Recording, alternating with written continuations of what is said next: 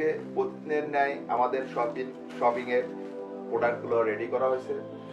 আমাদের মতিন ভাই আসছে পাঠাও কুরিয়ারের পক্ষ থেকে। উনি প্রতিদিনের ন্যায় আমাদের অফিস থেকে প্রোডাক্টগুলো রিসিভ করবে।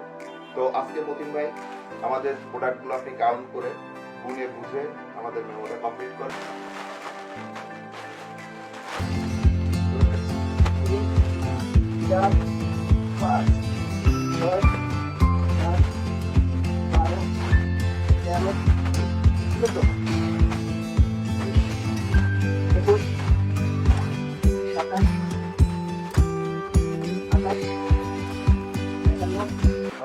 তিপ্পান্ন পিস পার্সেল বুঝে নিলেন আপনি।